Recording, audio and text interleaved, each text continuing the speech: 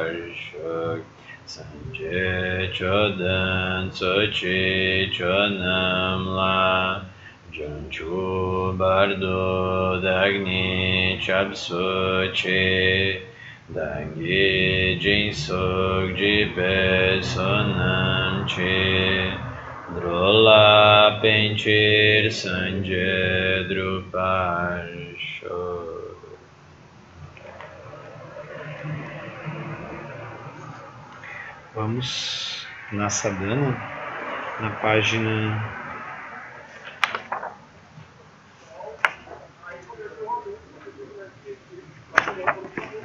30. Deixa eu fazer essa homenagem nessa parte inicial da Prajnaparamita e depois a gente vai fazer o mantra do Prajnaparamita algumas vezes também, como uma acumulação. Masanje me shera paruchi mache mi gagnam kayoni so sorari geshe choyo wa do son celum. Masam jeme shera parochim. Mache migagnam kanyovoni. So sorani geshe choyuam. Dusum jawe la jatselo. Masam jeme shera parochim. Mache migagnam kanyovoni. So sorani geshe choyuam. Dusum jawe la jatselo. Jagat kedu bhagavate pranya paramita ridayam. Bekedu chom dendema sherab chi parotu chimpenimpo.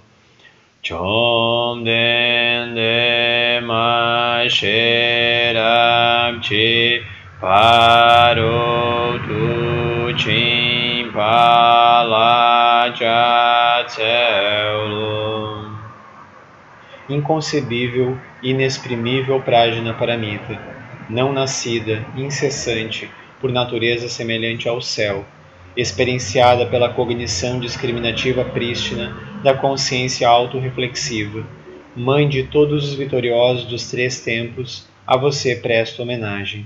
O coração da bem-aventurada Prajnaparamita, homenagem a Bhagavati Prajnaparamita. Om Gate Gate Parasam Gate Bodhisoha. Om Gate Gate Paragate Parasam Gate Bodhisoha. Om Gate Gate Paragate Parasam Gate Bodhisoha. Om Gate Gate Paragate Parasam Gate Bodhisoha. Om Gate Gate Paragate Parasam Gate Bodhisoha. Om Gate Gate Paragate Parasam Gate Bodhisoha. Om Gate Gate Paragate Parasam Gate Bodhisoha. Om Gate Gate Paragate Parasam Gate Bodhisoha. Om Gate Gate Paragate Parasam Gate Bodhisoha. Om Gate Gate Paragate Parasamgate Bodhisoha Oingate Gate Paragate Parasamgate Bodhisoha Oingate Gate Paragate Parasamgate Bodhisoha Oingate Gate Paragate Parasamgate Bodhisoha Oingate Gate Paragate Parasamgate Bodhisoha Oingate Gate Paragate Parasamgate Bodhisoha Oingate Gate Paragate Parasamgate Bodhisoha Oingate Gate Paragate Parasamgate Bodhisoha Oingate Gate Paragate Parasamgate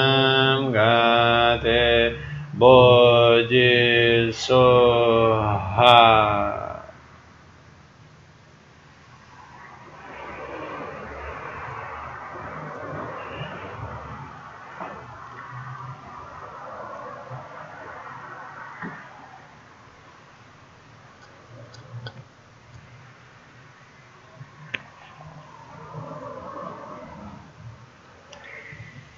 Então pensei em hoje a gente trabalhar com o roteiro dos 8 pontos, como uma prática mesmo, assim, né? Que a gente viu, assim, dando um sobrevoo geral do que a gente viu nas quintas-feiras, nesse estudo, a gente estava contemplando 4 comentários, 4 abordagens diferentes que o Lama trouxe a respeito desse tema, do Prajnaparamita. Uma boa parte dessas abordagens era em cima do Sutra mesmo, né, do Sutra do Coração, ele lendo o Sutra, comentando linha a linha do Sutra. Aí, da vez passada, a gente viu inclusive um comentário, um ensinamento, no qual o Lama nos apontava, nos direcionava para práticas, meditações com o Prajna, práticas diferentes a partir do Prajna, formas de praticar o Prajnaparamita. O Prajnaparamita ele pode ser introduzido de diferentes formas.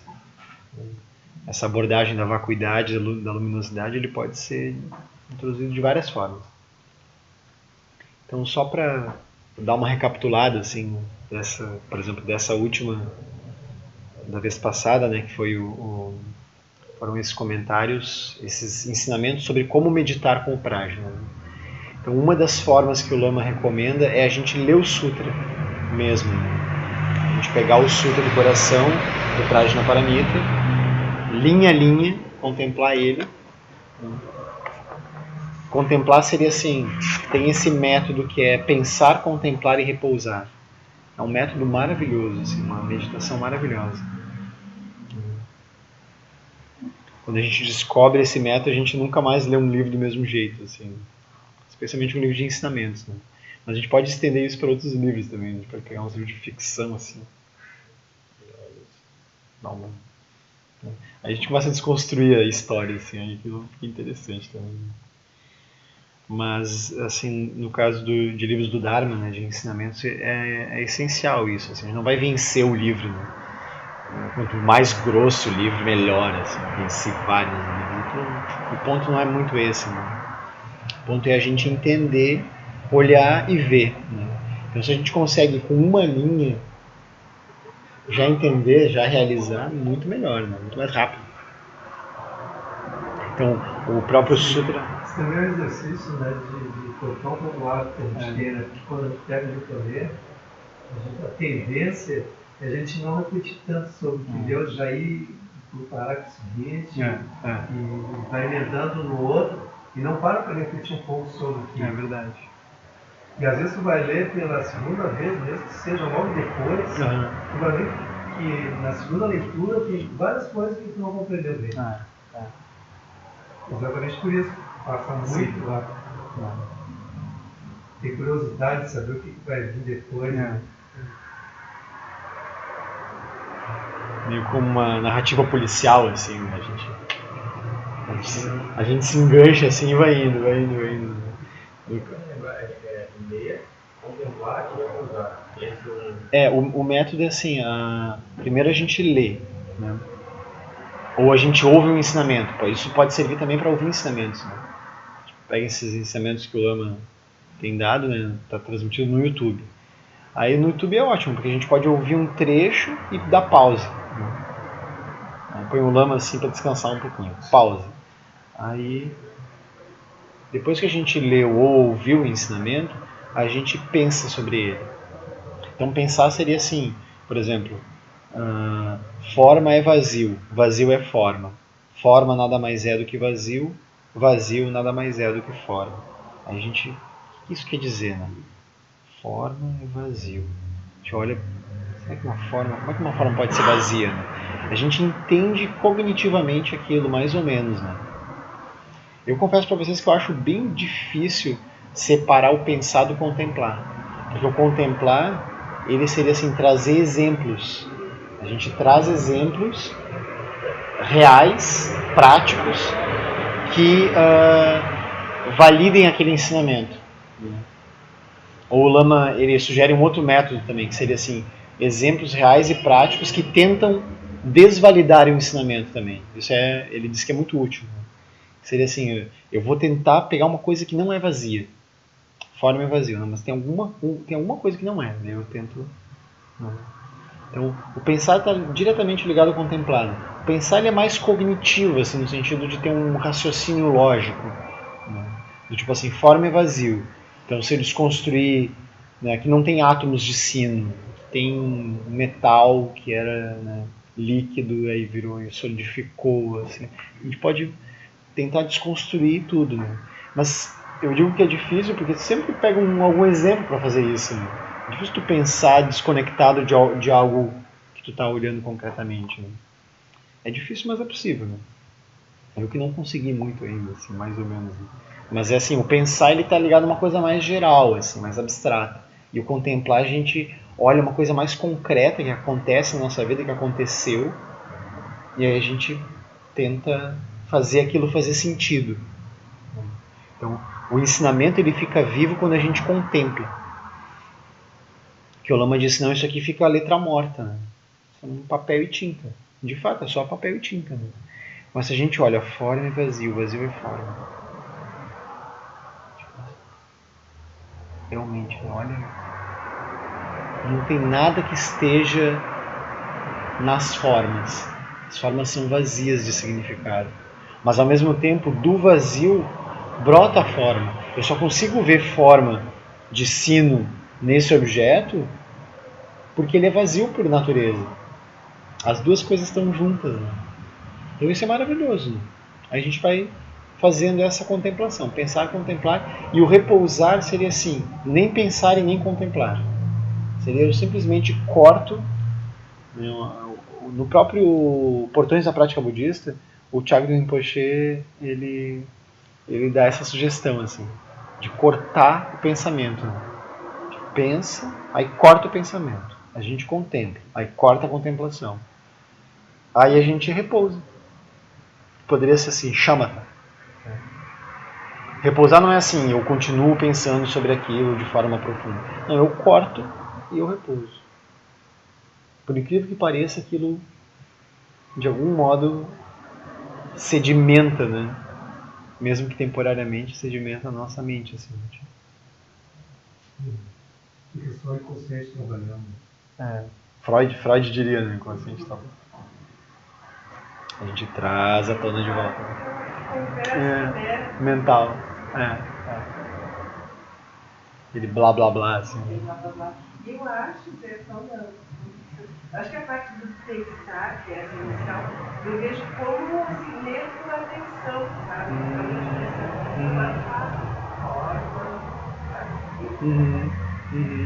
Depois quando chega no contemplar, então começa a pensar, mas o que significa mesmo? Sim.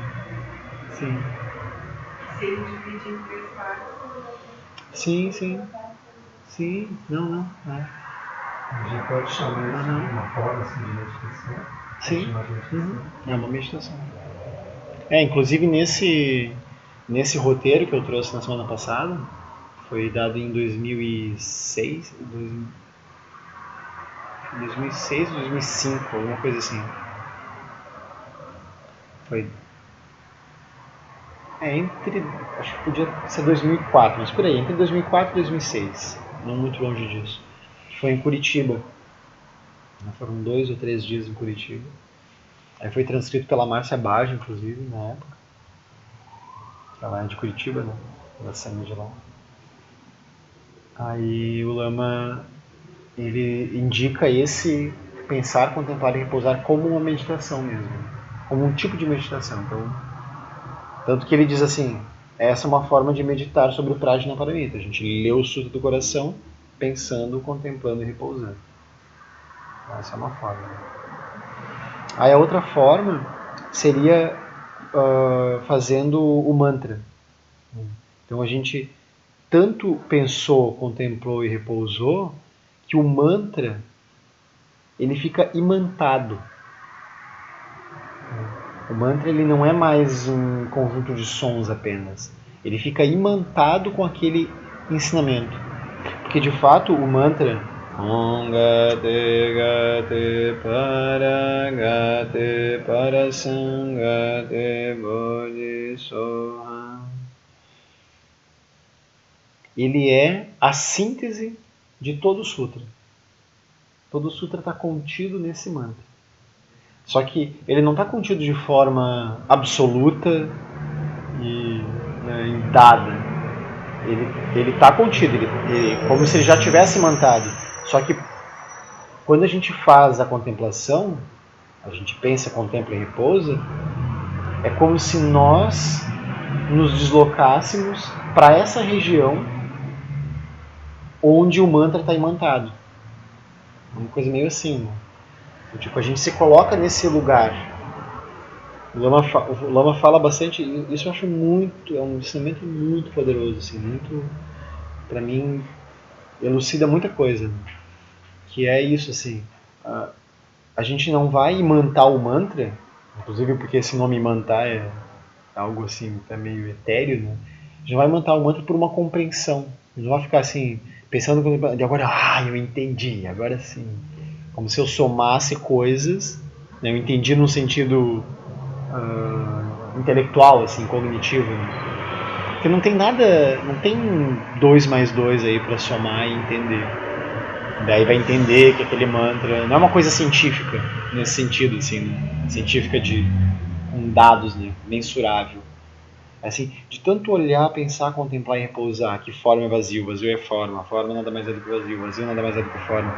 Todo o sutra, quando eu faço o mantra, é aquilo, está tudo contido. Por isso que às vezes eu recomendo, assim, quando a gente chega no mantra, a gente está fazendo o puja, por exemplo, fazendo a prática mesmo. Né?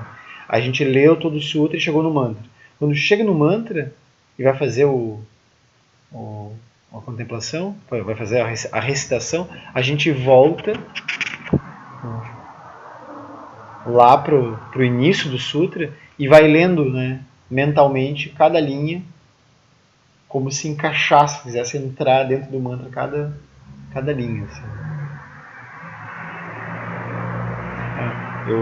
Eu tenho falado isso porque, obviamente, o Lama falou um tempo atrás, né?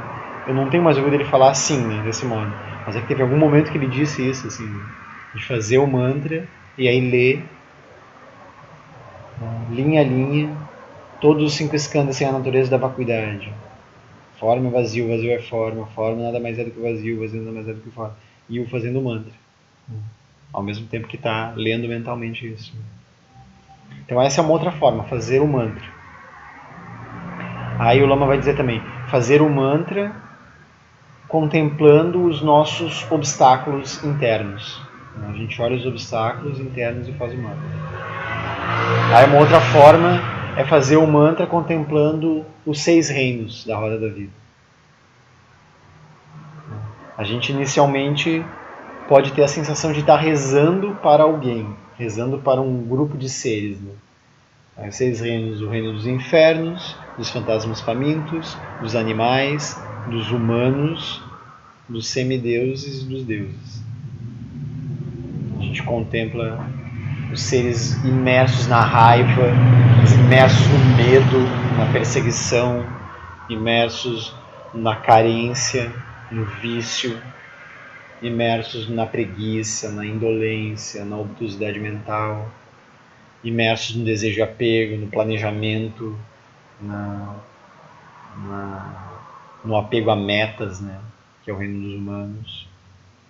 A gente contempla os seres imersos na inveja, na competitividade, no ciúme e também imersos nos prazeres mundanos. Né? Prazeres mundanos, chamados mundanos porque eles são impermanentes. Né? Eles são prazeres, né? Eles têm esse aspecto assim, eles deixam até eles orgulhosos, né? Sentem, tem uma coisa de poder, né? O reino dos deuses tem isso de poder. Os artistas famosos, pessoas, eles muitas vezes estão nesse âmbito, né?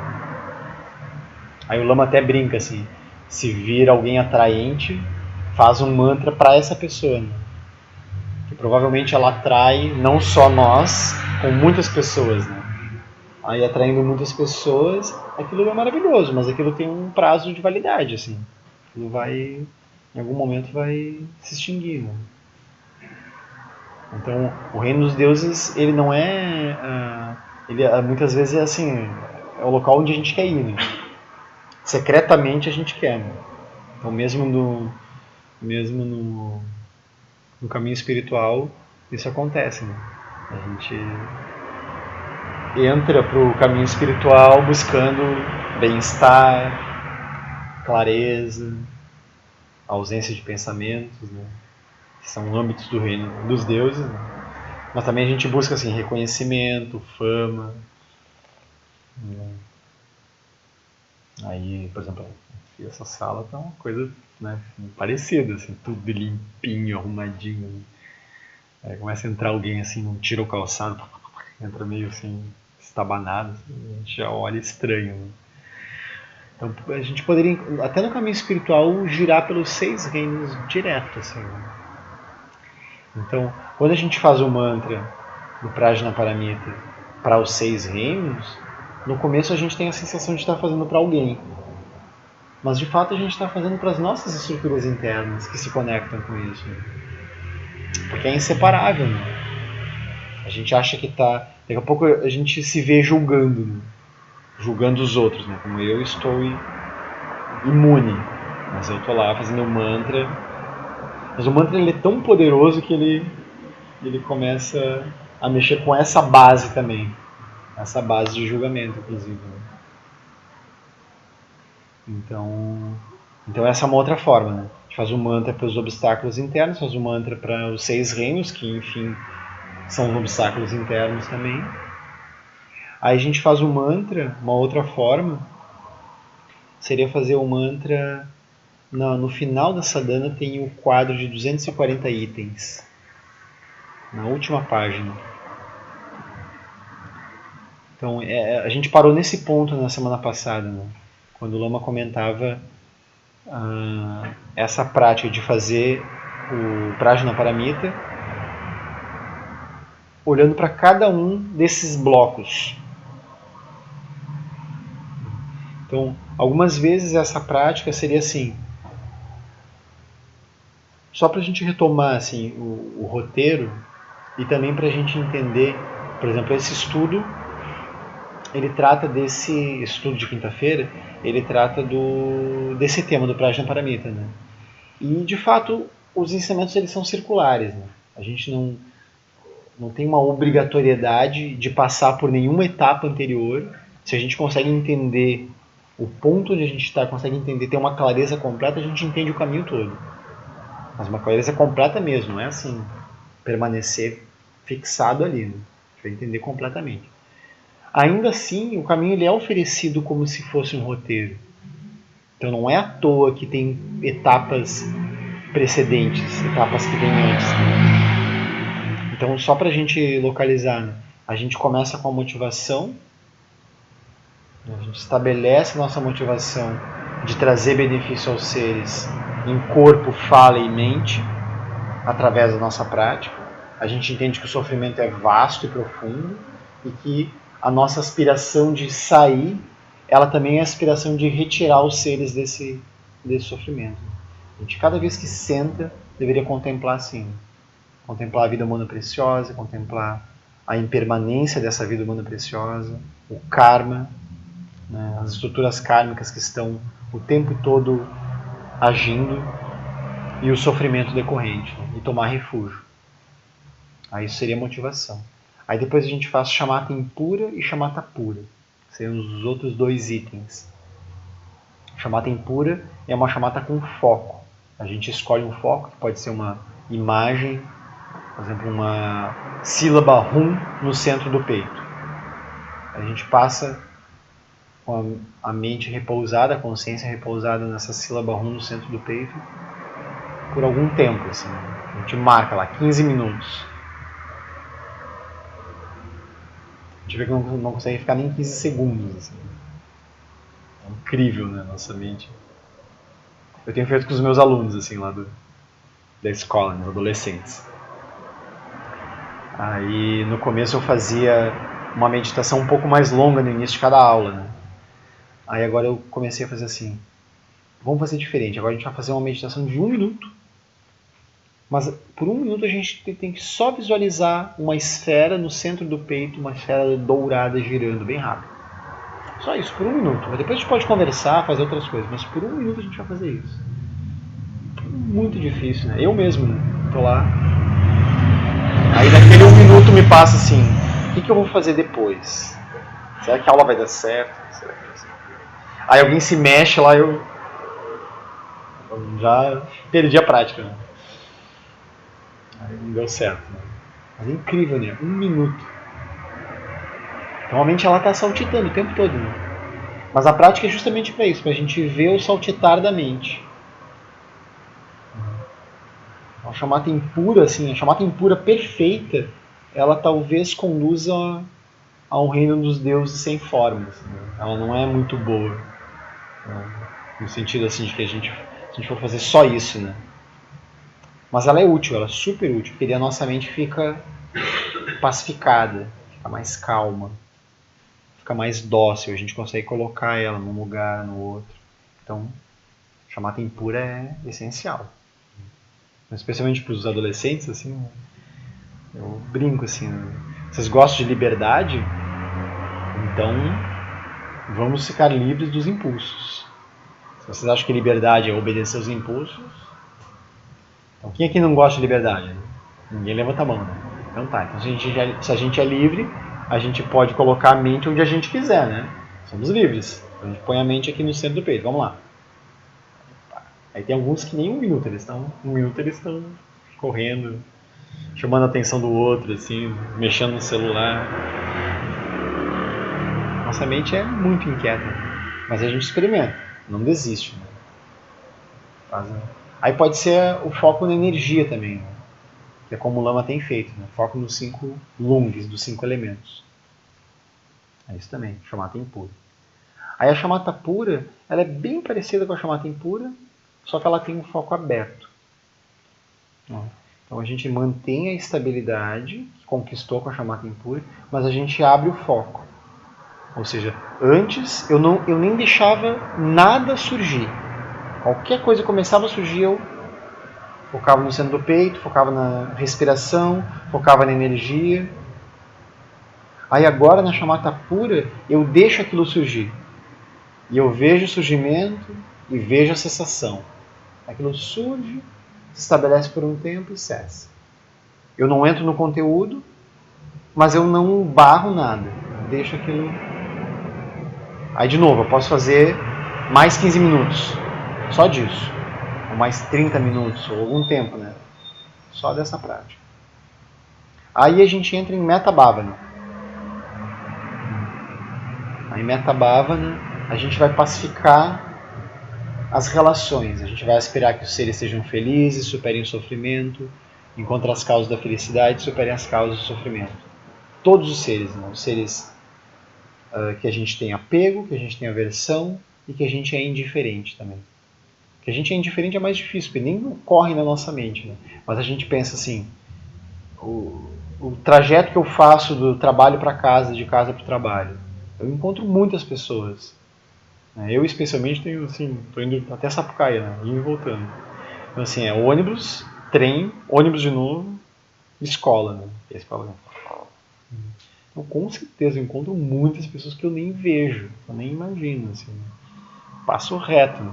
Então é ótimo assim, fazer Metta Bhavana para quem eu for encontrar. E quem eu já encontrei e não vi.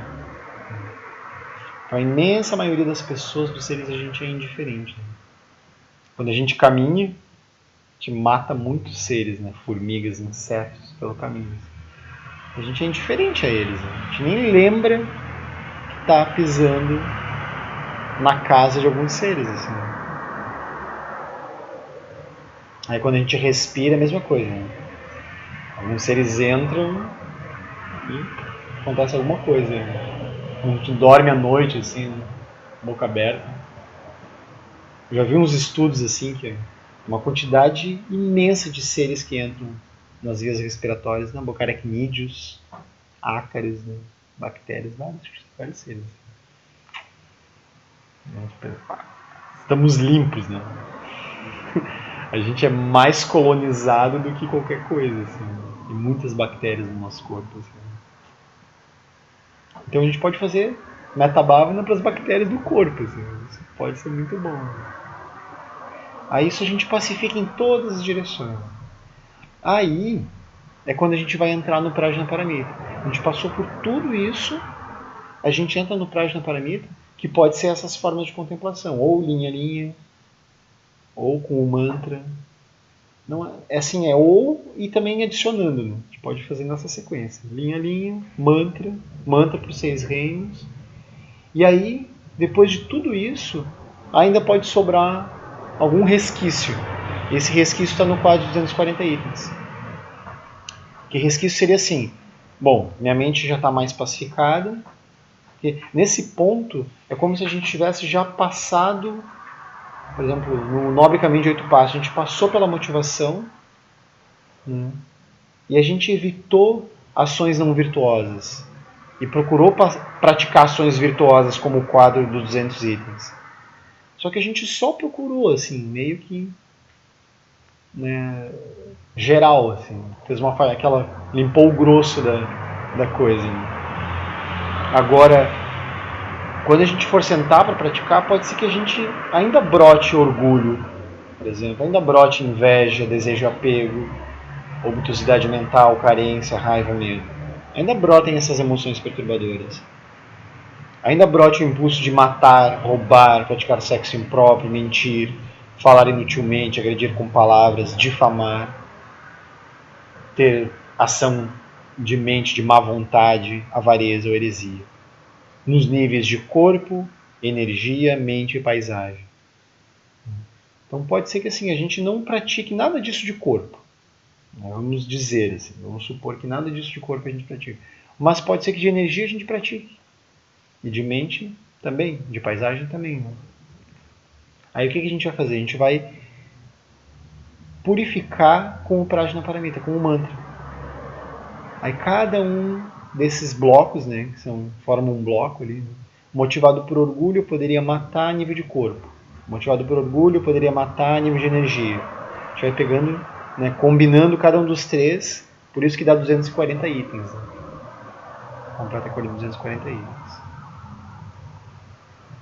Então, essa meditação, ela limpa, assim, ela limpa o campo bastante. O Lama, muitas vezes, eu já ouvi ele falando que antes de entrar no quadro de 240 itens, a gente poderia entrar no quadro de 200 itens.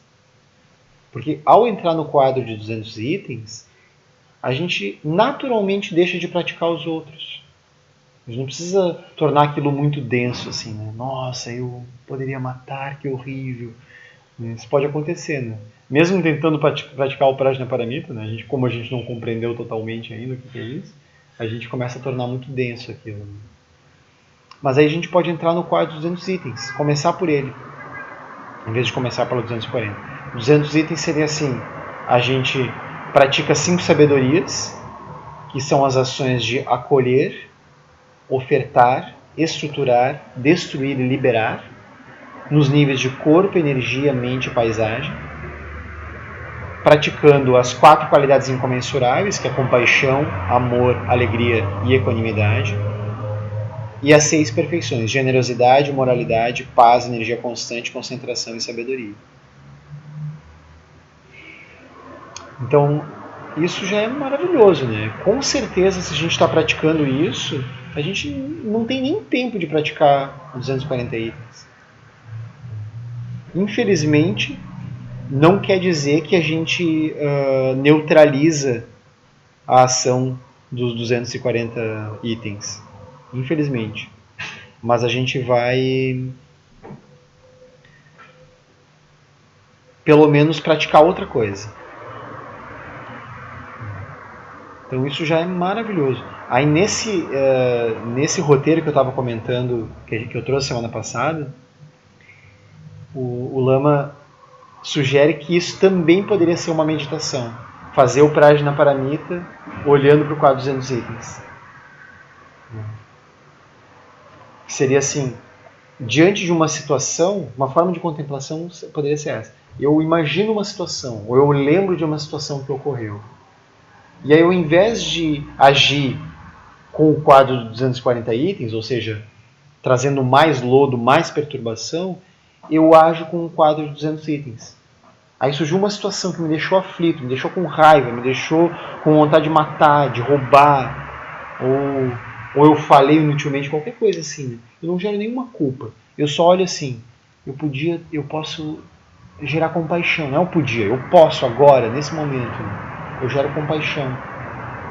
Eu olho o outro ser, ou eu mesmo, que estamos envolvidos nessa situação, com compaixão. Eu vejo o sofrimento envolvido na situação e brota o talo do lótus da compaixão. Eu me comovo, eu vejo...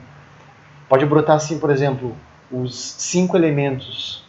O éter, que seria o brilho no olho de olhar o ser e ver ele em sofrimento. O ar, eu respiro, porque eu não, né, aquilo me comove tanto que eu tenho que respirar, eu tenho que expandir o corpo para poder agir naquela direção. Eu expando naquela direção. Aí o fogo, aquilo me aquece. Esse movimento de agir em benefício daquele ser me aquece. Aquece meu corpo. Eu olho aquela situação, ela começa a ganhar cor. Eu começo a ver com outra cor, com outro olhar. Isso é o elemento fogo. Aí o elemento água seria assim, eu olho o outro ser, né, eu gerei aquela situação e eu me movimento naquela direção. O elemento água é essa mobilidade, essa flexibilidade de agir naquela direção. E o elemento terra, eu olho isso com firmeza. Então eu estou decidido, eu vou lá e eu posso fazer, eu me vejo fazendo algo. E aí eu ajo com compaixão, amor, alegria e equanimidade. Amor seria assim, eu vejo as qualidades do outro. Eu me alegro com as qualidades do outro. As qualidades do outro são mágicas, são maravilhosas. Né? E alegria seria que, assim, ao agir com compaixão e amor, isso me deixa alegre. É uma alegria, assim, desinteressada, completamente desinteressada. Então, a gente pode ver que isso não é nada muito extraordinário, assim, no sentido de ser longe da nossa realidade. Que a gente faz isso sem perceber, às vezes, né? Sem ter consciência. E o Dalai Lama fala, assim, que ele fica comovido, ele sente compaixão, assim, quando ele vê algumas pessoas que ele conhece muito amorosas, muito compassivas,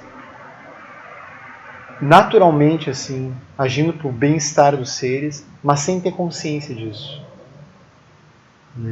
Então ele fica comovido porque quando a gente age sem ter consciência, a gente não percebe que as consequências kármicas daquilo.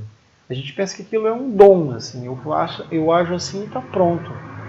Mas se eu ajo assim e tenho consciência, né, que eu posso produzir aqueles méritos, eu posso entrar no Prajnaparamita, eu posso contemplar vacuidade e luminosidade, eu posso liberar essa identidade. Eu não fico fixado na identidade de ser uma boa pessoa. E daqui a pouco as condições que me fazem produzir ações positivas desaparecem e eu fico sem chão. Né? Eu penso, cadê minha identidade? Eu começo a ter raiva, eu tenho raiva por estar tendo raiva, aquilo pode desaparecer. Né? Então é importante essa consciência não seria assim uma autoconsciência, uma autoimportância, mas um entendimento das ações que produzem resultados positivos. Né? Então é importante a gente ficar alegre, ter compaixão e amor e ficar alegre. E a gente faz isso em todas as direções, com equanimidade. Isso que seria o sentido de equanimidade. Aí a gente age também com generosidade, né? Ou seja, perfeição da generosidade. Eu ofereço, eu gosto muito da visão do Trungpa Rinpoche sobre a generosidade. Eu acho que é no Além do Materialismo Espiritual que tem essa sequência. Ele trata das 6 perfeições. Então a generosidade ele trata como assim uma abertura completa da mente. É interessante, né? A perfeição da generosidade seria assim: eu estou completamente aberto. O outro vem, eu não estou assim fixado nos meus padrões ou no jeito exato de agir. No que o outro vem, eu recebo o outro, estou aberto. Então, essa é uma abertura, eu estou completamente aberto de corpo, energia e mente. Isso é pura generosidade. Né? Eu nem fico medindo aquilo. Né? Eu estou sendo generoso com você. No futuro você me devolva isso. Eu simplesmente ajo. Então isso é a perfeição da generosidade. Aí vem a perfeição da moralidade. A perfeição da moralidade é não perder a lucidez. Não importa em que direção eu ajo, eu não perco a lucidez. Aí naturalmente brota a paz, porque eu não perco a lucidez, não causo mal aos outros e aí a paz surge. É natural que a paz surja. Aí, surgindo a paz, naturalmente surge uma energia constante. Eu estou pacificado e a energia constante ela surge. Então vocês vejam um lama assim. Às vezes eu acho que ele não dorme assim. Ele está o tempo todo, né? Ele vai num retiro, assim, por exemplo, tem ensinamentos de manhã, à tarde e à noite. Aí à noite ele fica, assim, até às vezes passa das 10 e ele está com uma super energia, assim. Eu nunca vi bocejar. Tem alguém em algum momento, sabe? Aí às vezes ele vai para casa, aí a gente faz aquela barulheira que a gente faz assim depois vai se encontra lá para tomar um chá com bolacha, né? E daí, né, estamos liberados, assim, a gente tá louco para ir pra cama, assim, quando a gente passa ele tá na casa dele com a luz acesa ainda, trabalhando, né? falando com as pessoas, né? Respondendo e-mails, conversando, atendendo as pessoas. Aí às vezes eu acordo para ir pro Puja, lá no caminho do meio, né? Acordo para ir pro Puja, que é de madrugada, assim, eu passo luz tá acesa ainda, assim. Ele ainda tá lá, né? Não sei que horas que ele acorda, né? Aquilo é um negócio infindável, assim. Então isso é energia constante. Energia dos mestres, energia constante. A gente pode ter isso também, né? Então, é mostrado nessa sequência porque tem um sentido, né? De surgir a compaixão, na sequência o amor, na sequência a alegria, a equanimidade. Algumas literaturas trocam um pouco, assim, colocam equanimidade em primeiro lugar, por exemplo, ou amor em primeiro lugar, mas aí tem pequenas variações, né? Aí, as perfeições normalmente são nessa ordem mesmo, que é generosidade, moralidade, paz, energia constante, aí surge concentração. A minha energia está tão constante que qualquer momento eu posso parar a mente e ela fica concentrada num ponto. Eu não faço um esforço para isso, é natural. É a perfeição da concentração. E é aí que a gente entra no Prajna Paramita, né? Cara, a gente já trabalhou o Prajna Paramita antes, a gente já olhou a vacuidade, a luminosidade, o aspecto Vajra das aparências para poder entrar nesse quadro. Mas a gente não olhou com total perfeição, talvez. Aí as 6 perfeições, elas correspondem aos 6 primeiros estágios do Bodhisattva. Os 6 primeiros bhumis do Bodhisattva. Então a sabedoria seria assim o 6º bhumi. Quando a gente... o Lama diz assim, a sabedoria aparece de vez em quando. Ela é perfeita, mas ela aparece de vez em quando. Aí o 7º bhumi, a gente liga quando quer a sabedoria. O Bodhisattva liga a sabedoria quando ele quer, quando ele precisa, quando a coisa aperta, ele aciona a sabedoria. Aí no 8º, ela não desliga mais. Não precisa desligar, né? Está sempre o tempo todo presente. No 9º, ele já é um Tathagata, que são os Budas, né, que vieram. A gente vive na era do Tathagata Sakyamuni. Então Tathagata seria assim, o corpo... Aí não tem mais retorno, né? Ele simplesmente está se movendo completamente lúcido em todas as direções e está manifesto esse corpo. Aí o Tathagata, ele ainda tem um pequeno, como se fosse um pequeno nível de... não vou falar assim do Buda, mas como se fosse um nível de impureza. Impureza por quê? Porque ele está num lugar, mas ele não está em outro. Impureza é pela própria circunstância, né? Então, ele dá ensinamentos, né? Aquilo reverbera naturalmente, mas quando ele está falando numa assembleia, ele não está em outro lugar. Ele está num país, ele não está em outro. Ele ainda tem um corpo, ele ainda está limitado ao corpo, de certa forma.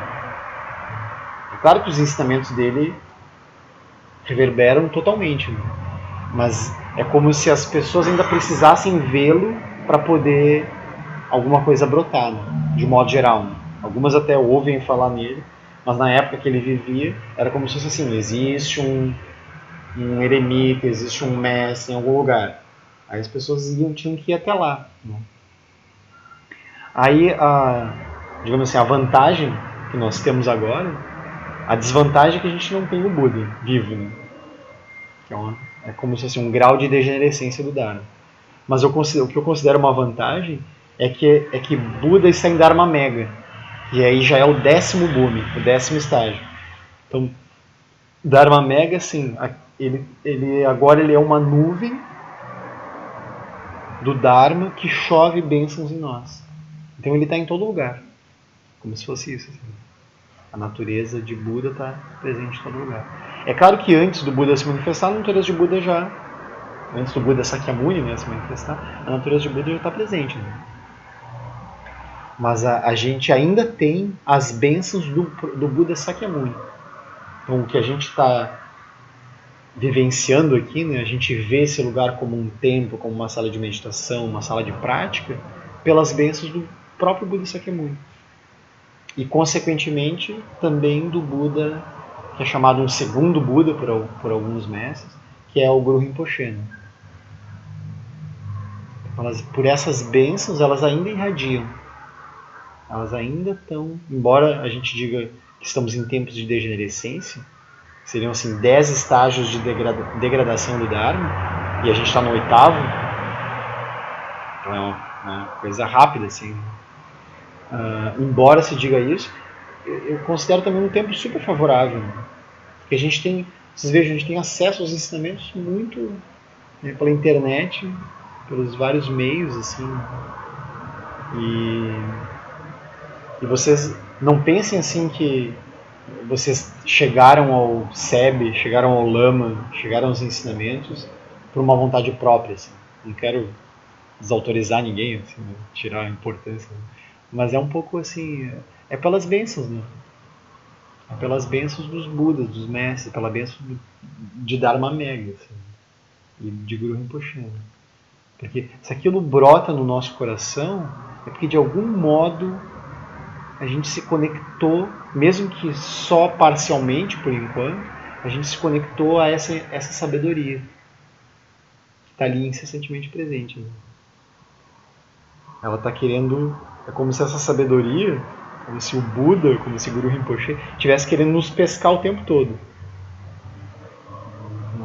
Aí em algum momento a gente busca os ensinamentos. Esse é o sentido. Né?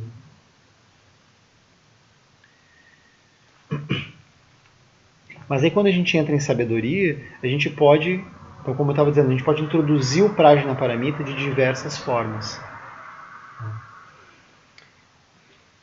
A forma que eu queria trazer agora, que é o que eu estava falando dos 8 pontos, é esse método assim, né, de contemplação, de meditação. Sempre lembrando que tem essas etapas todas que eu comentei. Né? Motivação, shamatha impura, shamatha pura, metta bhavana, e aí que a gente entra no Prajnaparamita, que pode ser praticado a partir de diferentes perspectivas. Né? Então, a perspectiva que o Lama tem oferecido como uma estrutura é essa perspectiva dos 8 pontos, que ele chama o roteiro dos 8 pontos do Prajnaparamita.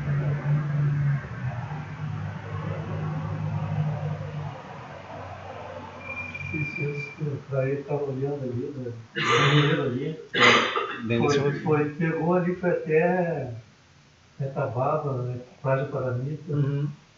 E eu estou procurando saber, né, que tu explicaria o repousar na presença. Me parece tão parecido com o shamatha impura, shamatha pura. É exatamente diferenciar shamatha pura de repousar na presença.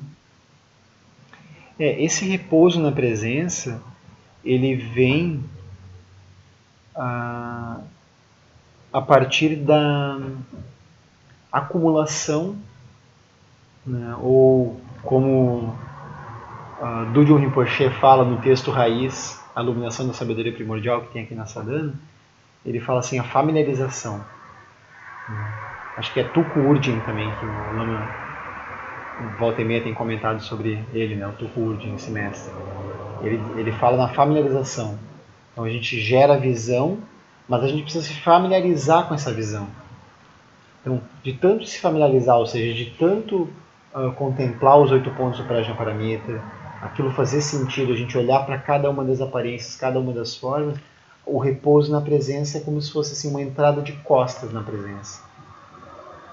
Aí existem, no roteiro que o Lama oferece, existem 4 formas de contemplar a presença. Então, pode parecer shamatha, porque ali diz visão do espaço básico, a natureza última. Então, uma das formas é em shamatha, com foco na estabilidade e na mente. Em shamatha quer dizer assim, começa com shamatha, parece shamatha comum, né? Ver as aparências surgindo e cessando. Só que de tanto contemplar o Prajnaparamita e ver esse aspecto vazio e luminoso, quando surge e cessa, a gente não está mais olhando, deixando de olhar o conteúdo. Agora a gente olha o conteúdo, vê o vazio luminoso, vê o aspecto vazio luminoso e aquilo cessa. Né? Então, o aspecto, que é uma palavra para falar vazio luminoso é Vajra. Então a gente olha o aspecto Vajra de todas as aparências. E por que é repouso? Porque a gente vai fazer isso sem esforço. Pela prática, né? Digamos assim, o ideal seria que quando a gente chegasse nesse ponto, passa pelos pontos anteriores, quando a gente chega no sexto, que é o repousar na presença, aquilo já é, assim, um pouquinho de esforço tem, né? Mas ele já é mais natural. É algo assim, então contempla de forma natural, né? Que surge essa. A outra forma, na experiência comum de observar um objeto. Então, na verdade, na primeira tem as duas juntas, né? Foco na estabilidade e na mente. Então, é dois tipos de chamada, o foco na própria estabilidade e o foco na mente, ou seja, nos pensamentos. Aí depois, na experiência comum de observar um objeto. Ou seja, eu posso até pegar um objeto mesmo, físico, botar na minha frente, ou imaginar um objeto que eu tenho muito apego ou muita aversão, né? Testar isso. Né? Será que eu perco a visão da natureza última diante desse objeto? Aí esse é o teste, né? A gente faz a experiência. Aí na quarta contemplação seria na ação no mundo, que é o que o Lama chama de presença desatenta. Quando a gente está agindo naturalmente no mundo, e aí a gente, lá pelas tantas, lembra dessa prática, né? Como se a gente olhasse, como se essa prática tivesse um pano de fundo. Então o ideal seria assim, não lembrar de vez em quando, mas a gente está fazendo aquilo, a gente quase perde, mas a gente lembra. Lembra o quê? O que praticou antes, né? Então essa que é a diferença. E a gente poderia enquadrar essas meditações de Vipassana. Vipassana está mais no quinto mesmo, que é o Prajna Paramita. Repousar na presença já não é Vipassana, já é adiante de Vipassana.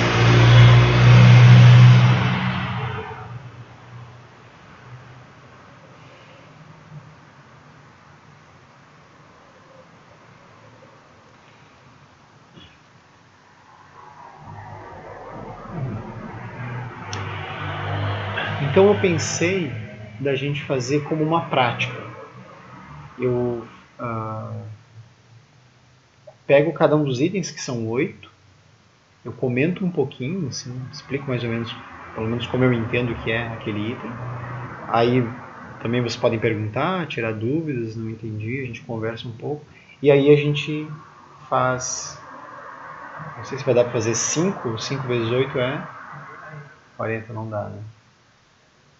Talvez até dê, porque agora são 8 e 10, né? Mas aqui, como tem a conversa, a pergunta, 40 não daria. Mas vai fazer 3 minutos. 3, né? Ou 2 também, de cada um, né? Fazer 2 minutos, melhor, né? Daí qualquer coisa, se tem um tempinho a mais, a gente faz. Experimenta um pouco, né? 2 vezes 8, 16, né? Vai dar 15 minutos de, mais ou menos 15 de contemplação, né? Que alguns itens, na verdade, por exemplo, o 2B, ele exigiria um pouco mais de tempo, né? Então posso também colocar um pouquinho mais de tempo aqui, né? Então, o primeiro item, o primeiro ponto dos 8 pontos, é quando a gente puxa uma forma como um exemplo prático à nossa frente. Isso é fácil de entender, né? Puxar a forma seria trazer à nossa mente uma forma. Assim, essa palavra explica tudo, assim, o Lama tem usado essa palavra. No texto do Prajna Paramita, o Buda usa dharmas, né? Também, que dharmas assim, é tudo. Então, experiências, fenômenos, objetos, sensações, pessoas, animais, né? Causalidade, tempo, clima, tudo. Né? Então, tudo isso se converte numa forma mental. Então, qualquer coisa, a gente poderia pensar o jantar de hoje, aquela pessoa amada, aquela pessoa odiada, né? A sensação do eu, por exemplo. Né? O que é o eu? Isso surge como uma forma mental. Então, a gente traz essa contemplação como exemplo prático à nossa frente. Então, essa é fácil, né? Alguma dúvida? Só trazer a forma. Trazer a forma. Traz ela. Fica como se fosse um objeto da... O objeto da nossa prática, da meditação. A gente traz ali. Focar nela. Isso, A gente foca sem julgar, sem... Isso, só foca nisso. Eu acho que eu vou falar já o segundo, porque daí fica mais fácil, né? Se a gente fica lá só contemplando a forma um tempão. O segundo seria assim, a gente contemplar a coemergência. Aí já é um pouquinho mais detalhado, delicado. Né? Contemplar a coemergência é a gente contemplar a inseparatividade de sujeito e objeto. A gente entender que quando a forma surge, ela sempre surge um par. O Lama tem usado essa palavra que eu acho boa. Assim. É sempre um par. Nunca é só a forma e nunca é só o sujeito que observa a forma. A gente pode explicar, por exemplo, o sino falando do sino. Mas quem está falando do sino? Aí surge essa questão. Né? Quem está observando o sino, explicando coisas sobre o sino? É um alguém. É um eu, é um sujeito que está apontando o sino. Então sempre tem isso, assim, apontando.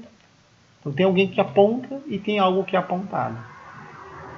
Então o resumo de coemergência é isso, né? Entender esse aspecto duplo. Agora, tá claro? Ficou claro? Não tem alguma dúvida? Dúvida cognitiva, né? Que a dúvida da prática a gente vai ver depois, né? Se aquilo funcionou ou não, né? A gente vai contemplar. Então, aqui a gente, de certa forma, está fazendo um pouco, né? O pensar que a gente está conversando. E o contemplar que a gente vai fazer agora. A gente vai trazer. Então, vou fazer 3 minutos para esses 2 primeiros itens. Né? Tem, puxar a forma e ver a coemergência.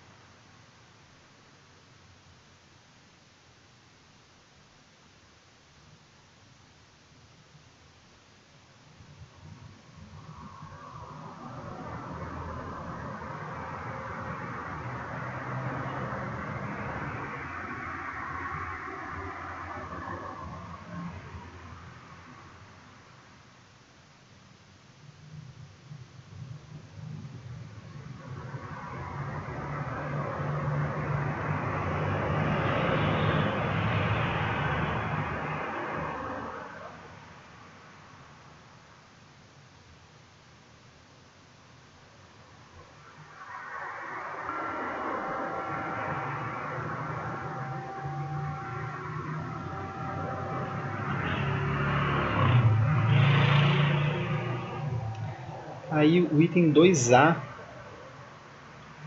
é a coemergência. Nós já contemplamos a coemergência. Agora a gente contempla a coemergência mente-forma, que é quase a mesma coisa que a gente fez, né? Só que agora tem uma mente que está olhando, né? Deixa eu ver essa separação mente-forma. Mas aí tem uma contemplação adicional que o Lama coloca nesse item, que são as 3 afirmações da validade que Maitreya, o Buda Maitreya, transmitiu para o Bodhisattva Asanga. Não é Asanga, o nome dele é Asanga, é o Bodhisattva Asanga, e que por sua vez transmitiu a Vasubandhu. Então as 3 afirmações são: isso é, isso não é, isso é. Aí o isso é, isso não é, isso é seria assim: isso é, a gente vê o sentido comum daquela forma. Então a gente já contemplou, já viu a coemergência. Aí a gente vê como é ver de forma comum. Ou seja, surge a forma, brota o impulso. Natural. Surge a forma, brota o impulso. Brota o impulso, eu atribuo um significado para aquela forma, uma característica, ela é bonita, ela é feia, ela é assim, sabe? Tem um isso é, ela tem uma realidade. A gente vê essa energia mexendo, que ela tem a ver com uma concretude da outra, do objeto que está diante de nós. Ou seja, aquilo é horrível, nossa, não posso nem ver. Então isso é o primeiro isso é. Ou aquilo é maravilhoso, nossa, eu quero chegar perto. Então a gente tem uma sensação de separatividade. Eu estou aqui, o objeto está lá e eu quero chegar até ele. Ou eu quero me afastar dele. Então isso é o primeiro isso é. O segundo, que é isso não é quando eu vejo o aspecto vazio daquilo. Eu vejo que não está no objeto, com certeza. Eu posso quebrar aquilo em muitas partículas e, como esse exemplo da foto que o Lama usa, né? Como é que eu posso me emocionar diante de papel e tinta? É só papel e tinta. Isso aqui é um monte de pigmento. Né? Eu posso inclusive rasgar, eu posso riscar, posso fazer qualquer coisa. Posso virar de cabeça para baixo. Isso vai também para memória, né? Sim. A memória desperta para... Uhum. Não foi só uma memória, Uhum. não existe mais.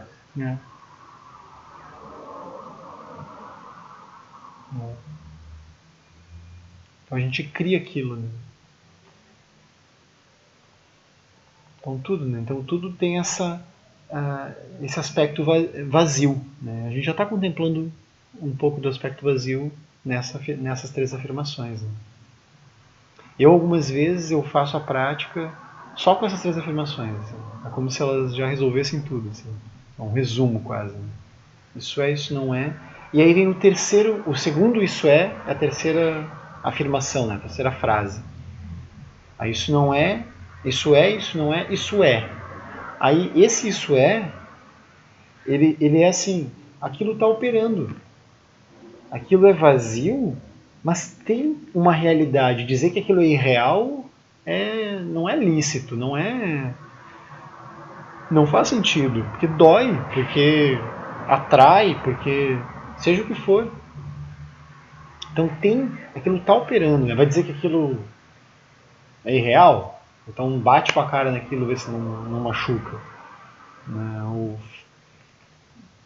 se aproxima, vê se não surgem coisas, líquidos e não sei o que, e fluidos e ventos. Aquilo vai surgir, né? Então, esse segundo isso seria assim, a gente vê a operacionalidade daquilo, a gente usa livremente aquilo, mas a gente não está fixado naquilo. Porque a gente entende o aspecto vazio e luminoso. A gente vai falar do vazio luminoso mais adiante no roteiro, mas a gente já está contemplando um pouco isso aqui. A gente vê esse aspecto, aquilo ali é como um sonho, mas eu estou vivendo aquele sonho. Então eu vivo e libero.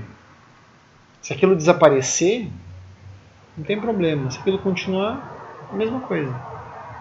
Então esse segundo isso ele tem esse brilho. Assim. Isso poderia ser chamado de isso está sendo.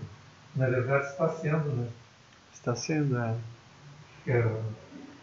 Tempo atrás ele não era, e mais tarde ele não vai ser também. Sim. As palavras elas sempre vão ser insuficientes, né? Sempre vai tentar encontrar alguma palavra que tente definir. Por exemplo, o Thich Nhat Hanh usa interser. Nada é, tudo inter é com outras coisas. Eu gosto desse interser, assim. Mas também não resolve totalmente, né? Porque sempre vai achar, mas interser, então, contanto está dando realidade para as coisas, porque elas intersão, mas, enfim, cada uma delas, das partículas, é alguma coisa. Sempre pode ter alguma contradição, assim, né? Mas nesse sentido, como Maitreya transmite para Sangha e para Vasubandhu, eu entendo que assim, isso é naquele momento. Naquele momento em toda a realidade, todo o brilho. Pode no momento seguinte desaparecer, mas naquele momento tem esse brilho. Então é bonito de ver isso, assim. Porque eu acho que pode ser complicado, está sendo, porque daí a gente já coloca uma temporalidade, ou seja, está sendo, em algum momento vai terminar. Não, eu estou ali contemplando. Porque na verdade nada está sendo, tudo é. Tudo é. Cada momento ele basta por si só. Eu acho que deixa de ser, né? O momento seguinte já não é mais, mas naquele momento ele é.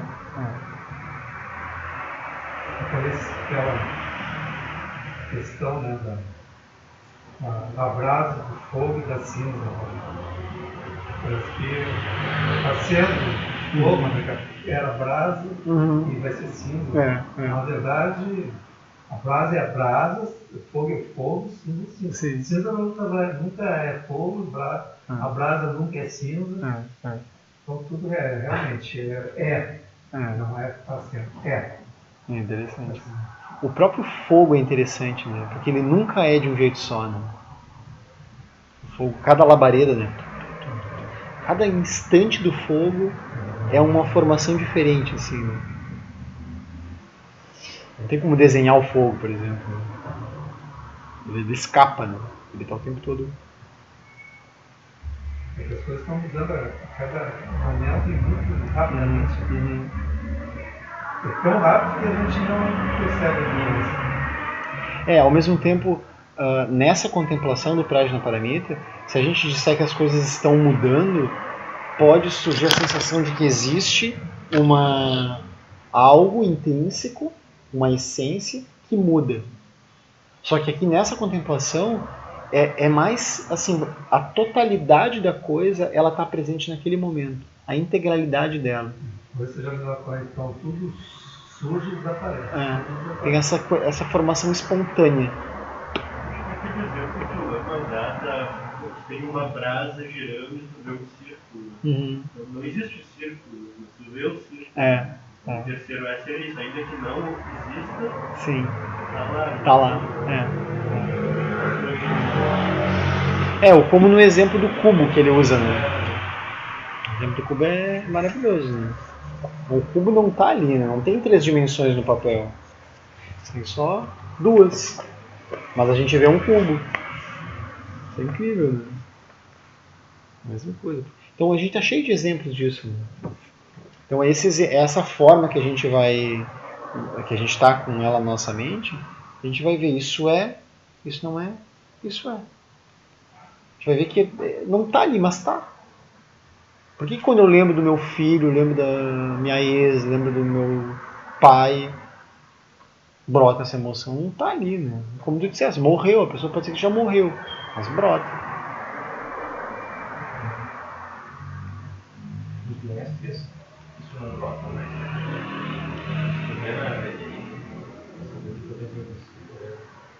Não sentem essa emoção, Eu teria que perguntar para eles.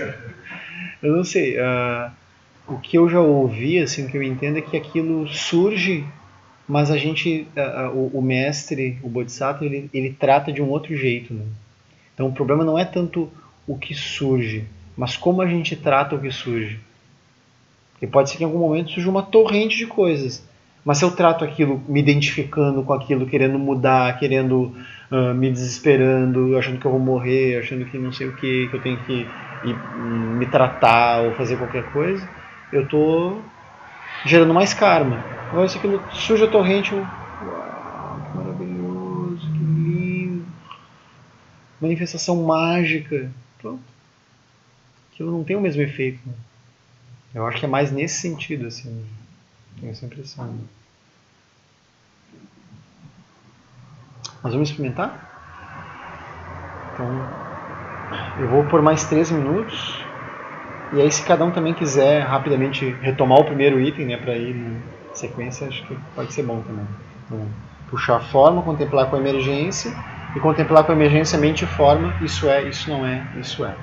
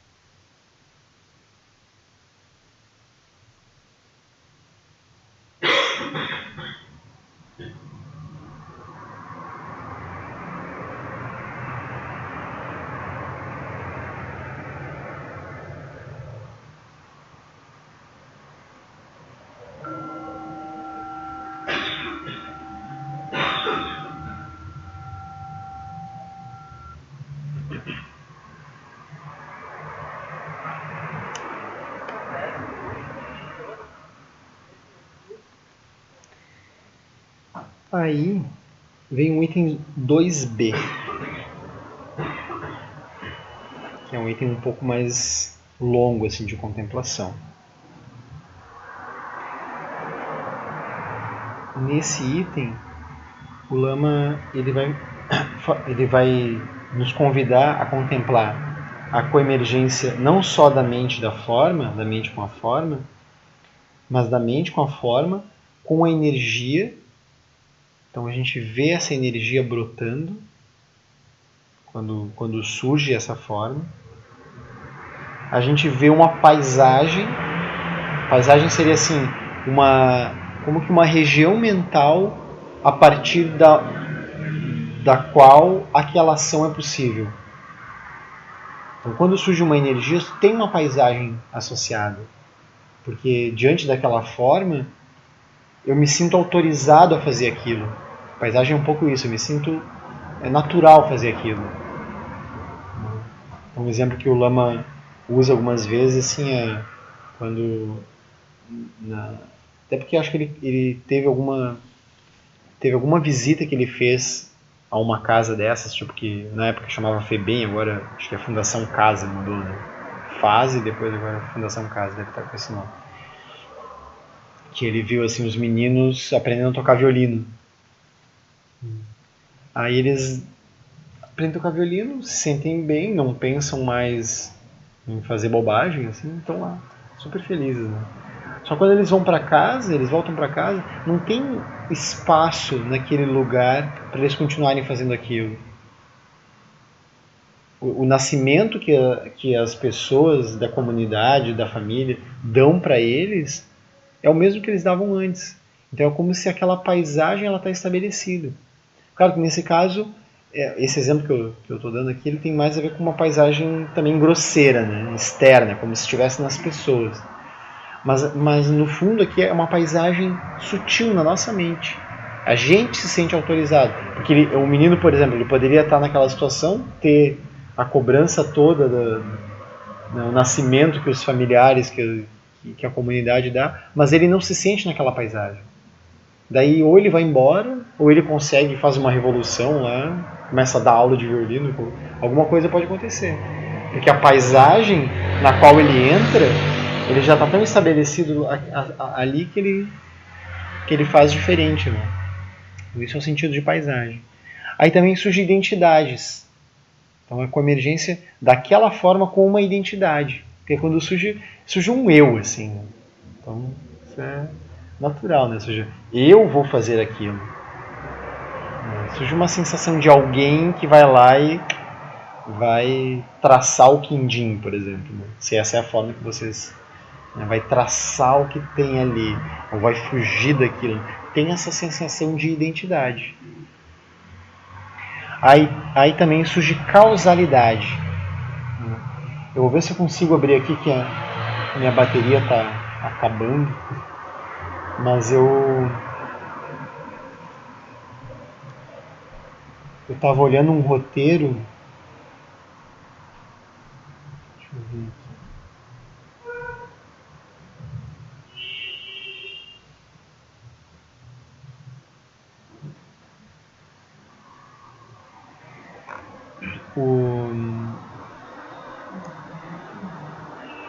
O Gui, que alguns de vocês conhecem, o Gui Erhardt, lá do Caminho do Meio, ele mandou assim para os tutores um roteiro que ele mesmo fez, assim, pegou frases do Lama de cada um desses pontos e ele mesmo fez alguns comentários, né? Que eu achei que convém, assim, né? Achei bem bom esse roteiro. Que ele deu o nome de Contemplação da Bolha.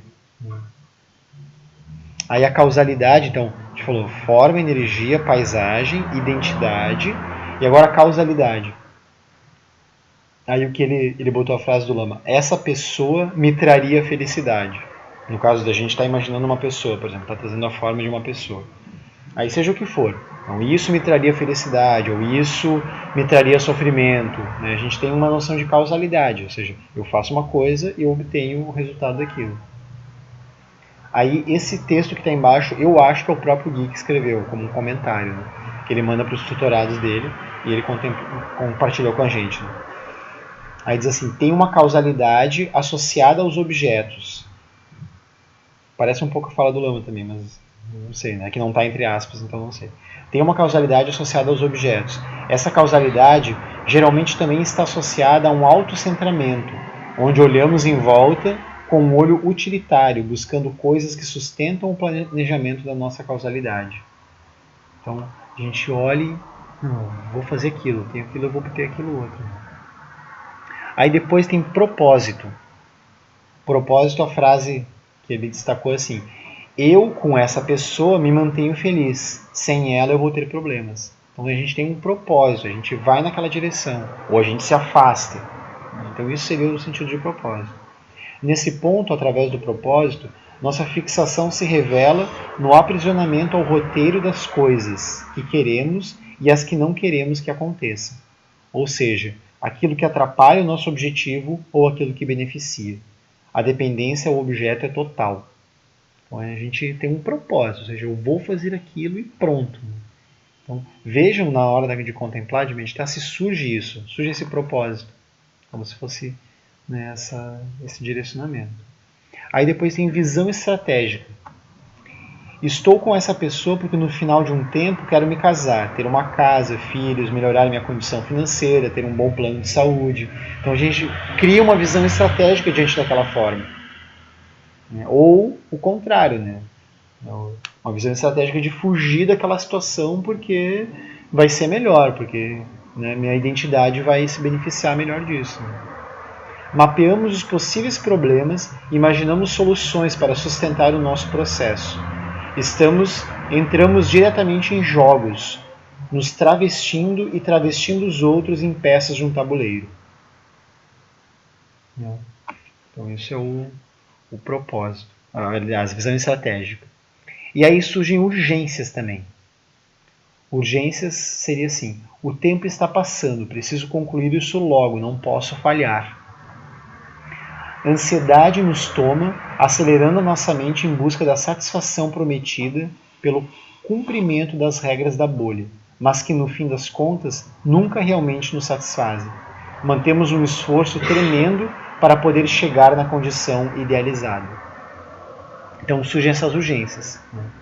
Então a contemplação de agora é essa. Então a gente já contemplou, puxou a forma, contemplou a coemergência mente e forma, isso é, isso não é, isso é. E agora a gente vai contemplar a coemergência mente e forma, vendo a energia brotar, vendo a paisagem, que é a autorização, né, de fazer aquilo, né, a região onde aquilo é possível de ser feito, a identidade, um ser que surge na relação com aquela forma, a causalidade, né, ou seja, eu faço isso, eu vou obter aquilo. Propósito, eu estou focado em obter aquela forma. Visão estratégica, ou seja, eu tenho assim um planejamento, né? Eu vejo o que eu vou fazer para obter aquilo. Eu sei exatamente o que fazer, né? E as urgências, ou seja, eu olho para aquela forma, eu tenho que correr dela, eu tenho que ir atrás dela. Né? Aí tudo isso é a bolha. Então, por isso que é a contemplação da bolha. Né? Então, essa é uma forma ótima para introduzir o Prajnaparamita, a gente contemplar a bolha. Então, se surge identidade, causalidade, propósito, visão estratégica, urgência, surge uma energia, uma paisagem associada, a gente está na bolha. Essa é uma forma de diagnosticar também. Né? Quando a gente está no dia a dia, assim, tô lá na urgência, tô na bolha. Tô planejando, tenho uma visão estratégica, claro, tô na bolha. Né? Tenho um propósito, tô firme naquela direção, tô na bolha. Então tudo isso é a contemplação da bolha. Mas há a saída, a gente vai agora descobrir. Vamos lá. Esse é o momento. Acho que eu vou colocar 5 minutos agora, porque parece uma contemplação um pouco maior. Né? Se a gente não passar todo o roteiro hoje, a gente pode deixar para semana que vem também. Até para manter o horário, vamos fazer isso. Porque o horário é real, né? Isso é, vamos combinar, né? Se vai deixar sair da bolha, o próximo capítulo. Não, agora, vai ser agora. Vai ser agora. Só de contemplar a bolha a gente já sai um pouco dela, assim. Isso é maravilhoso.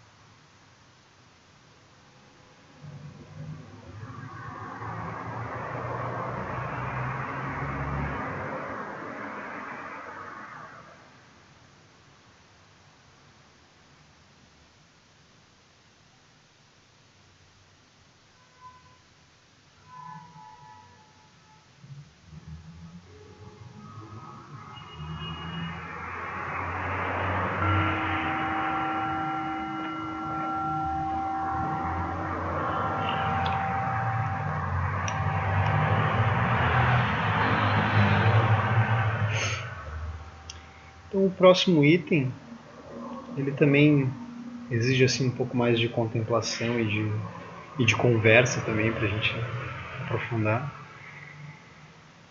Daí eu pensei em deixar para a semana que vem esse próximo item e ver, tem mais uns minutinhos se alguém tem alguma questão, se ficou... Como é que foi praticar isso, se foi muito estranho fazer em pedaços assim. E se alguém quiser um chazinho, foi feito um chazinho carinhosamente, ali tá pronto. Primeira etapa foi relativamente fácil, mas depois eu entendi, não lembrava mais dele. Eu queria perguntar se tinha como fazer com o modelo. Sim. Tem como. Eu até pensei se na hora eu não iria conduzindo um pouco, né, lembrando cada um dos itens. Mas aí eu pensei, bom, vou deixar a mente de cada um, assim, né? Porque pode ser que a pessoa está praticando numa outra direção, daqui a pouco veio uma voz, eu tenho que ir naquela direção. Mas aí tu ficou preocupado em tentar lembrar dos... Como é que tu fez então? Fez tipo chamata? Ah, tá. Sim. Mas tu lembrou um pouco, lembrou que tinha energia, paisagem, identidade. O que dá pra fazer, o que eu faço às vezes, porque eu também não lembro de todos eles sempre, né? Eu acho um roteiro bem complexo, assim, tem muitos itens. Né? O que dá pra fazer assim, o que a gente lembra, a gente faz várias vezes. Né? Porque fazer não é só lembrar da palavra, né? É tentar ver mesmo identidade. Mas o que é identidade? Vai para um lado, vai para o outro, tenta... claro, brota a identidade. Né? A gente... o insight, quando ele vem assim, a gente tem certeza que é aquilo. Claro, isso é a bolha. Aí vai lembrando, né? Aí tem urgências, causalidade, propósito, visão estratégica. Se não lembra de todos, o que lembrar, aí vai tentando, tenta uma vez, tenta outra. E tem os itens anteriores também, né? Que dá para repassar, assim. Puxar a forma, contemplar a coemergência, contemplar o isso é, isso não é, isso é, que por si só já é um roteiro, né? Isso é, isso não é. Aliás, isso é, isso é, já é um roteiro completo. Aí depois entrar na contemplação mente, forma, energia, paisagem, identidade, causalidade, propósito, visão estratégica, urgência.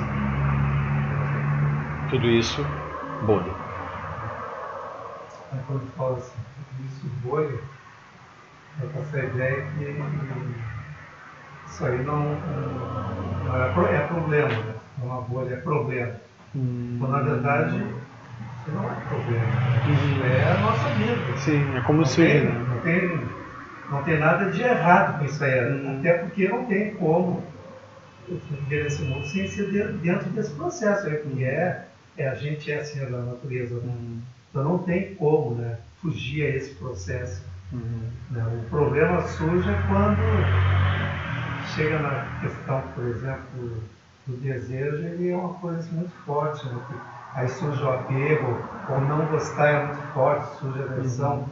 Porque o não gostar e o gostar é natural também, não tem nada de errado com isso. O fazer planejamento não tem nada de errado com isso. Querer atingir uma meta não tem nada de errado.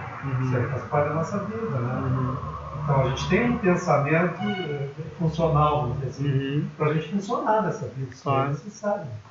O problema está quando isso aí passa daquilo que seria considerado assim como normal, assim, quando é muito exagerado, quando daí surge o desejo forte, que vai gerar o apego, vai gerar as aversões, vai gerar todos esses aqueles itens ali de...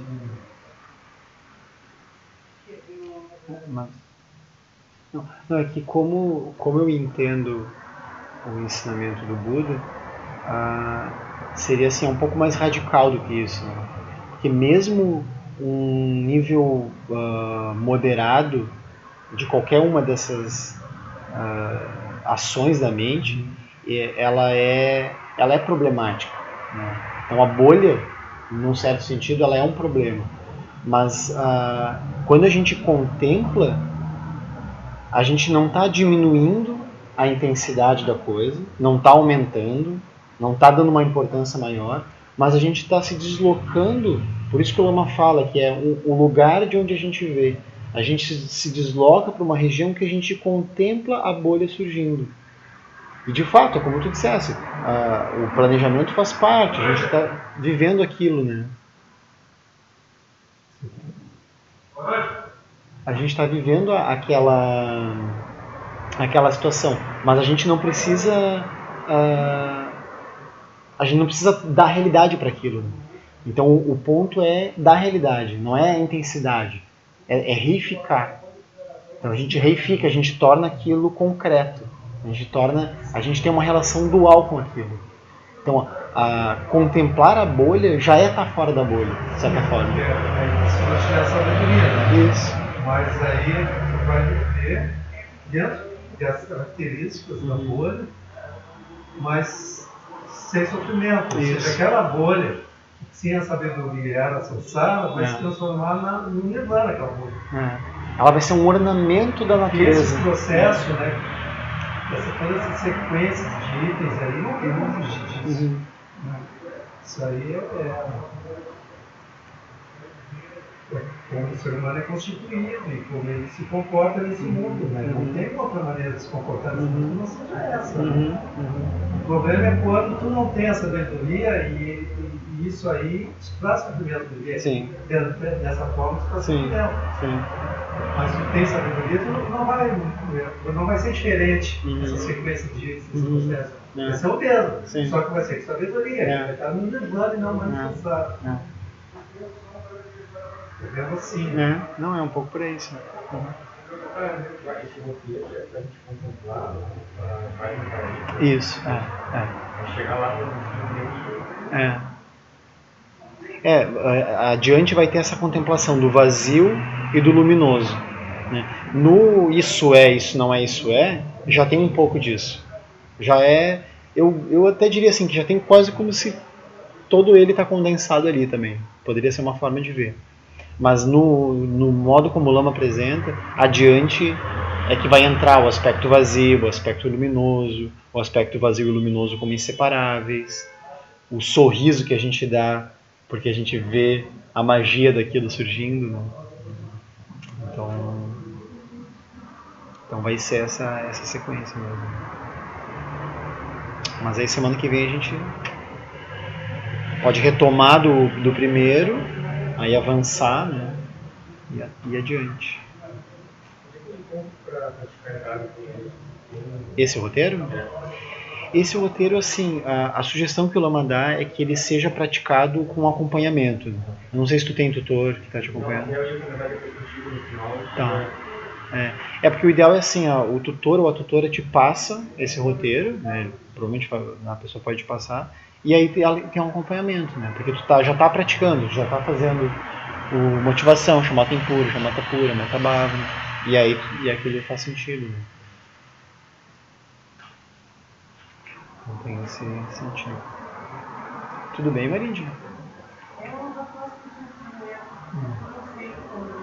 E tu tentou oferecer comida e... E ele não quer. Porque ele depois que é o que ele não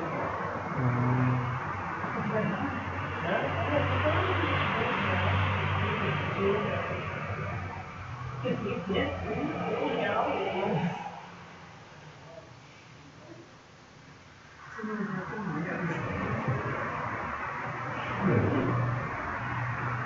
Lá na Guilherme também tinha, né? Sim. Sempre tinha esse cara que não tinha. É a Trai, né? A gente vai fazer dedicação, então, na prática.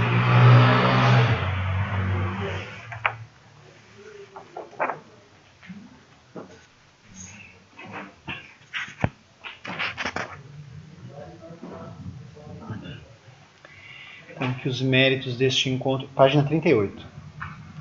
Que os méritos deste encontro se expandam e toquem a todos. Que o Mestre Universal da Paz e da Compaixão, Sua Santidade o Dalai Lama, juntamente com todos os mestres de todas as tradições que veiculam essa mensagem, tenham longa vida. Que todos estejam a salvo de gerar pensamentos negativos, o obstáculo mais destrutivo. Que estes pensamentos nunca surjam em nossa mente e que todos os seres também estejam livres de pensamentos negativos. Ao longo de minhas muitas vidas e até este momento, todas as virtudes que tenho alcançado, inclusive os méritos gerados por essa prática, e todas as que vier a conseguir, ofereço para o bem-estar dos seres sencientes. Possam a doença, a guerra, a fome e o sofrimento diminuir para todos os seres, enquanto sua sabedoria e compaixão aumentam nesta e em vidas futuras. Possa eu claramente perceber todas as experiências como sendo tão insubstanciais quanto o tecido do sonho durante a noite, e imediatamente despertar para perceber a manifestação de sabedoria pura no surgir de cada fenômeno. Possa eu rapidamente alcançar a iluminação para trabalhar sem cessar pela liberação de todos os seres. Budas e Bodhisattvas em conjunto, seja qual for sua motivação, sua ação benéfica e preces auspiciosas, seja qual for sua onisciência, realizações e poderes benévolos, e seja qual for sua imensa sabedoria, eu que igualmente venho para beneficiar os seres, rogo para que possa alcançar as mesmas qualidades. Neste exato momento, possam nem mesmo os nomes doença, fome, guerra e sofrimento ser ouvidos pelas pessoas e nações da terra, mas possam sim sua conduta moral, mérito, riqueza e prosperidade crescer, e possam a suprema bem-aventurança e bem-estar sempre surgir para elas. A última página, 45, a última prece. Prece para que a tradição do Guru Padmasambhava floresça. Ken lo chu sum ring lu che sam ni sa sun cha pa pa ro ju cho sun wa da midrau do sum gelek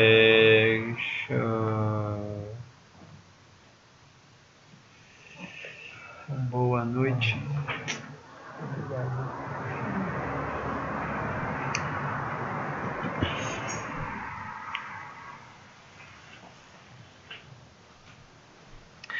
Só lembrando então que o SEB veio para cá nessa sala, né? A gente fez uma campanha e a gente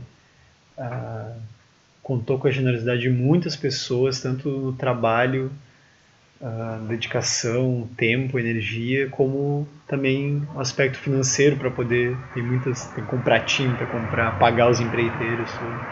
Mas a campanha segue, né? Porque a gente ainda tem que terminar de pagar algumas coisas.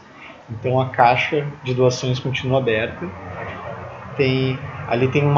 Dá para ser nessa caixa amarela que tem logo na entrada. Logo que tu vê ali, logo que tu entra tem à direita, na parede ali mesmo. E tem uma conta, né, do Banrisul, que eu até acho que na descrição do vídeo a gente coloca depois, quem quiser doar pela internet. A gente vai fazer. E tem até acho que foi criado um post que tem a possibilidade de pagar por um link. Talvez a gente faça até do PagSeguro, né, para poder ficar mais fácil de fazer a doação. Então estamos vendo outras possibilidades que não seja só do depósito, né? Então fica o convite para vocês. Sim, e o brechó continua, né? O brechó, o bazar.